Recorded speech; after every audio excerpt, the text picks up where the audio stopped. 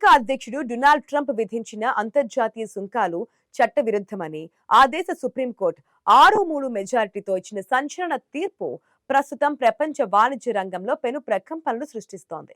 ఈ చారిత్రాత్మక తీర్పు కేవలం అమెరికా అంతర్గత వ్యవహారాలకు మాత్రమే పరిమితం కాకుండా భారత్తో ఫిబ్రవరి 2న కుదిరిన కీలకమైన మధ్యంతర వాణిజ్య ఒప్పందం భవితవ్యంపై అనేక ప్రశ్నలను లేవనెత్తుతోంది. ఈ ఒప్పందం ప్రకారం అమెరికా భారత్పై విధిస్తున్న సుంకాలను 50% నుండి 18% తగ్గించగా, దానికి ప్రతిగా భారత్ తన చిరకాల మిత్రదేశమైన రష్యా నుండి చమురు కొనుగోలను పూర్తిగా నిలిపివేయడానికి అంగీకరించింది.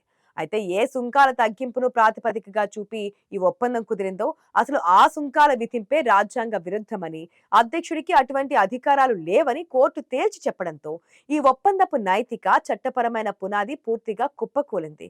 ఈ పరిణామం భారత దౌత్య వర్గాల్లో, రాజకీయ వర్గాల్లో తీవ్ర చర్చకు దారితీసింది.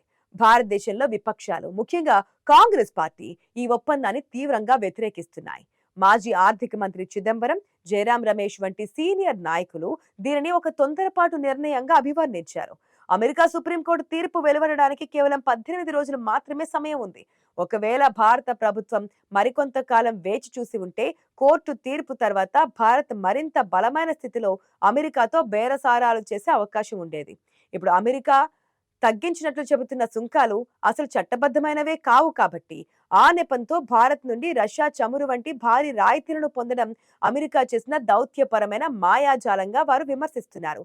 అమెరికా నుండి దాదాపు $500 బిలియన్ విలువైన వస్తువుల దిగుమతికి అంగీకరించడం ద్వారా భారతీయ మార్కెట్ను అమెరికా కంపెనీలకు పూర్తిగా తెరిచామని, దీనివల్ల దేశీయ పరిశ్రమలు దెబ్బతినే ప్రమాదం ఉందని ఆందోళన వ్యక్తం చేస్తున్నారు. ఈ సంక్షోభం ఇక్కడతో ఆగలేదు. సుప్రీంకోర్టు తీర్పుతో తన పాత సుంకాలు రద్దయినప్పటికీ అధ్యక్షుడు డొనాల్డ్ ట్రంప్ ఏమాత్రం వెనక్కి తగ్గకుండా తన పంతాను నెగ్గించుకోవడానికి 1974 వాణిజ్య చట్టంలోని సెక్షన్ 122ను ప్రయోగించి కొత్తగా 15% అంతర్జాతీయ సుంకాలను ప్రకటించారు. ఇది ఫిబ్రవరి 24 నుండి అమల్లోకి రానుంది. ఇక వైట్ హౌస్ వర్గాల సమాచారం ప్రకారం భారత్తో కుదిరిన పాత ఒప్పందం యథాతథంగా కొనసాగుతోందని, భారత్ తన వాగ్దానాలను నెరవేర్చాల్సిందేనని ట్రంప్ స్పష్టం చేశారు. అయితే ఇక్కడే ఒక పెద్ద చిక్కుముడి ఉంది. సెక్షన్ 122 కింద సుంకాలు విధించాలంటే ఆ దేశం తీవ్రమైన చెల్లింపుల సమతుల్యత సంక్షోభాన్ని ఎదుర్కొంటూ ఉండాలి. ప్రస్తుతం అమెరికా ఆర్థిక వ్యవస్థలో అటువంటి అత్యవసర పరిస్థితులు ఏవీ లేనందున ఈ కొత్త సుంకాలు కూడా త్వరలోనే న్యాయపరమైన సవాళ్లను ఎదుర్కొనే అవకాశం ఉంది. ఇది అంతర్జాతీయ వాణిజ్య వాతావరణంలో అనిశ్చితిని మరింత పెంచుతోంది. ఈ ఒప్పందం కేవలం వాణిజ్య రంగానికే పరిమితం కాలేదు. ఇది భారతదేశపు విదేశాంగ విధానాన్ని, వ్యూహాత్మక స్వయం ప్రతిపత్తిని సైతం ప్రభావితం చేస్తుందని బ్రహ్మచెల్లాని వంటి ప్రముఖ అంతర్జాతీయ విశ్లేషకులు అభిప్రాయపడుతున్నారు. ఇక రష్యా నుంచి చమురు దిగుమతులు తగ్గించడం, అమెరికా ఆంక్షలకు లోబడి ఇరాన్ అనుబంధ ట్యాంకర్లను స్వాధీనం చేసుకోవడం వంటి చర్యలు భారత్ తన పాత మిత్ర దేశాలతో ఉన్న సంబంధాలను తీవ్రమైన ముప్పులో పడేస్తున్నాయి. అమెరికా ఇచ్చే హామీలు ఎప్పుడూ షరతులతో కూడినవి, ఇక దశల వారీగా అమలయ్యేవిగా ఉంటాయి. కానీ భారత్ తీసుకునే నిర్ణయాలు మాత్రం తక్షణ అమలుకు లోబడి ఉంటున్నాయి. ఈ రకమైనటువంటి అసమతుల్యత భారత సార్వభౌమత్వానికి మరియు దీర్ఘకాలిక జాతీయ ప్రయోజనాలకి విఘాతం కలిగించవచ్చని నిపుణులు హెచ్చరిస్తున్నారు. మరోవైపు భారతీయ రైతులు, చిన్న తరహా పారిశ్రామికవేత్తల పరిస్థితి ఆందోళనకరంగా మారింది. అమెరికా నుంచి భారీగా దిగుమతులు చేసుకోవడం వల్ల స్థానిక వ్యవసాయ ఉత్పత్తుల ధరలు పడిపోయే ప్రమాదం ఉంది. ఇప్పటికే విపక్షాలు ఈ అంశాన్ని గట్టిగా ప్రస్తావిస్తున్నాయి. రష్యా నుంచి చౌకగా లభించే చమురును వదులుకోవడం వల్ల దేశంలో ఇంధన ధరలు పెరిగి అది ద్రవ్యోల్బణానికి దారితీసే అవకాశం ఉంది. ఇది సామాన్యుడిపై ఆర్థిక భారాన్ని మోపుతోంది. రష్యా వంటి కాల పరీక్షకు నిలబడినటువంటి మిత్రుడిని దూరం చేసుకుని ఎప్పుడు మారుతుందో తెలియని అమెరికా వాణిజ్య విధానాలపై ఆధారపడడం రాజకీయంగా కూడా సాహసోపేతమైన నిర్ణయంగా భావించబడుతోంది. ప్రస్తుత పరిస్థితుల్లో భారత్ తన వాణిజ్య వ్యూహాన్ని సమూలంగా మార్చుకోవాల్సిన అవసరం కనిపిస్తోంది. గ్లోబల్ ట్రేడ్ రీసెర్చ్ ఇనిషియేటివ్ నిపుణుడు అజయ్ శ్రీవాస్తవ సూచించినట్లుగా పాత ఒప్పందం ఇప్పుడు పూర్తిగా అప్రస్తుతంగా మారింది.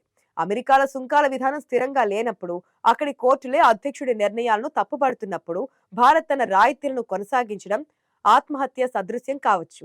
ఉమ్మడి ప్రకటనలోని నిబంధనల ప్రకారం ఒక దేశం తన సుంకాలను సవరించినప్పుడు లేదా పరిస్థితులు మారినప్పుడు రెండో దేశం ఒప్పందాన్ని పునఃపరిశీలించే చట్టబద్ధమైన హక్కులను కలిగి ఉంటుంది. కాబట్టి భారత ప్రభుత్వం ఈ వేచి చూసే ధోరణిని వీడి దేశ ప్రయోజనాలను రక్షించేలా అమెరికాతో మళ్లీ చర్చలు జరపాలి. అంతర్జాతీయ దౌత్యంలో శాశ్వత మిత్రులు, శాశ్వత శత్రువులు ఉండరు. కేవలం శాశ్వత ప్రయోజనాలు మాత్రమే ఉంటాయని అంటారు. ఇప్పుడు భారత్ తన ప్రయోజనాలను కాపాడుకోవడానికి కఠిన నిర్ణయాలు తీసుకోవాల్సిన సమయం వచ్చింది. అమెరికా విధించిన కొత్త 15% సుంకాలను భారత్ అంగీకరించకూడదని, అలాగే రష్యా చమురు కొనుగోళ్లపై ఉన్న ఆంక్షలను కూడా పునఃసమీక్షించాలని ఆర్థిక రంగ నిపుణులు సూచిస్తున్నారు. లేని పక్షంలో భారత్ ఒకవైపు అమెరికాకు భారీ రాయితీలిస్తూనే మరోవైపు వారి సుంకాలను కూడా భరించాల్సి వస్తోంది. ఇది డబుల్ దెబ్బ లాంటిది. అమెరికా సుప్రీంకోర్టు తీర్పు భారత్కు ఒక రకమైన ఎగ్జిట్ రూట్ లేదా ఒప్పందాన్ని మార్చుకోవడానికి ఒక బలమైన కారణాన్ని ఇచ్చింది. దీనిని దౌత్యపరంగా ఉపయోగించుకొని అమెరికాపై ఒత్తిడి తెచ్చి భారత్ తనకు అనుకూలమైన నిబంధనలను సాధించుకోవాలి.